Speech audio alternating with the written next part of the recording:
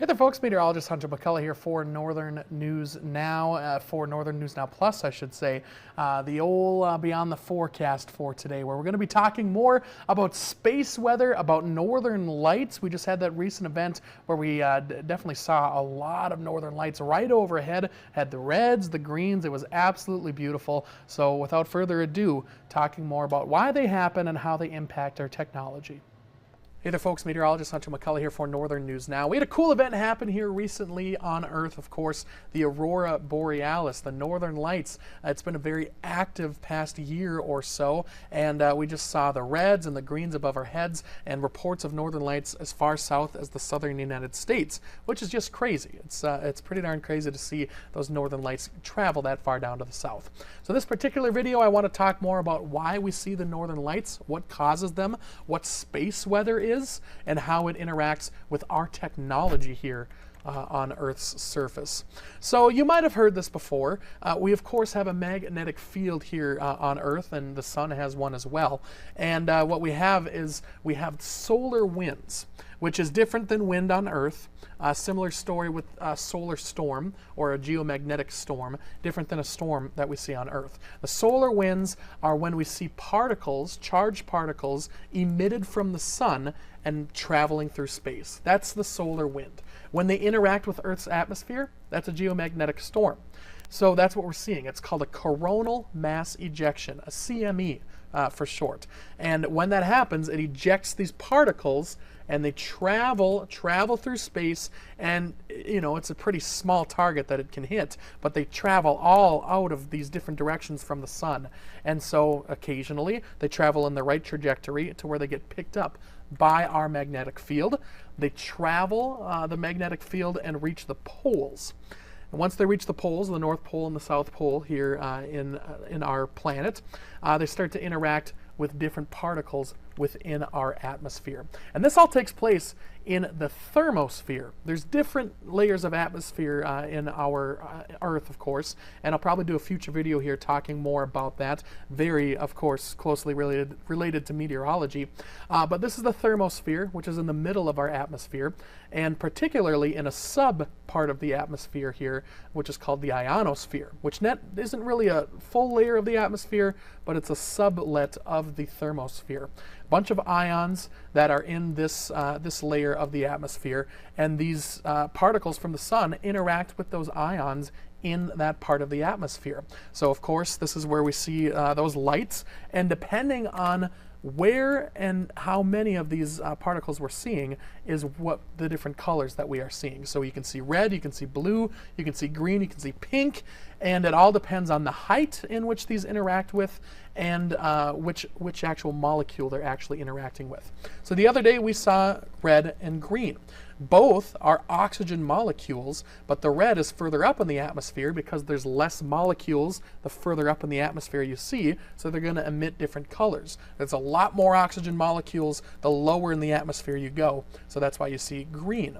Blue is nitrogen molecules, which are in between the red and the green, and then pink is also nitrogen molecules in the lower levels of the thermosphere. So that's what causes the different colors. Now, you might be asking yourself, we've been seeing a lot of northern lights recently, and you're exactly right. It's exactly true here.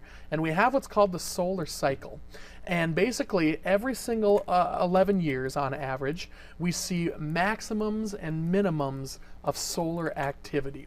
The sun's magnetic poles actually flip, which can happen on Earth too. It actually happens on average. It takes thousands of years on Earth for this to happen, but it happens with the sun because it's not a solid, it's a liquid, it's constantly moving. It's a bunch of gases and that sort of thing. So we're seeing the magnetic poles flip pretty often. Again, it happens on average every 11 years, and we're currently in a maximum, and it's going to last for probably another year or so. So if you like seeing the northern lights, you're going to continue to see the likelihood of seeing those northern lights here probably within the next year or so.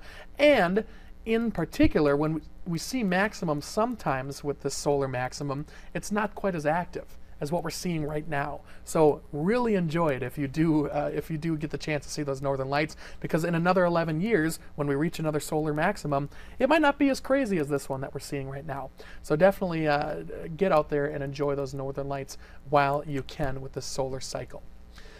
You might have some questions, of course, asking whether or not this impacts our technology. It definitely does. And the stronger it is, the more issues we have with technology. Now, it's been a while since we've had like a widespread issue for the most part, but immediately satellites are impacted. GPS becomes more inaccurate. Usually you can get GPS accuracy down to within feet of where you actually are, but it increases it by quite a bit, the inaccuracy, once you start seeing those auroras come in and impacting our region. Extreme cases can affect the power grid. It can send electrical currents throughout and actually impact different power grids and different things that are powered. And one great example of that in history is, of course, one of the most famous events that happened from solar wind. And this is the Carrington event. This happened back in 1859, September 1st. This is the largest geomagnetic storm ever recorded. Back then, the main source of communication was telegraphs, and telegraphs were fried. A lot of them were fried, and a lot of them actually burst into flames, because what happens with these extreme cases is that you see electrical currents, strong electrical currents going into these technology items, and can really wreak havoc on, for instance, these telegraphs. Fried a lot of telegraphs. Some burst into flames. Some sent out messages that didn't make any sense when they weren't even plugged in. Some weren't even plugged in, and they send out messages. It just impacts technology. And then aurora were seen farther south than ever, reported in areas like Cuba, like down towards the equator, which is just insane to see those aurora borealis that far down to the south. So this is an extreme event, and it doesn't happen all that often. It could happen again, and now with how advanced we are with our technology, it would really wreak havoc and cost a lot of money to really rebuild, and who knows what else would happen if we lost a lot of our power grids. That's a pretty dangerous situation. Now, the good news is it really doesn't happen all that often, and we do have methods that we use to prepare for an event like this. And the forecasting for an event like this has really gotten a lot better than it was, of course, back in 1859. So we're a little bit more prepared these days, but we do rely on technology a lot more these days. So if something were to happen, it would definitely be, it would be an issue. It would really have to be a very strong event, though, to impact these systems. So there's really no sense in worrying about it.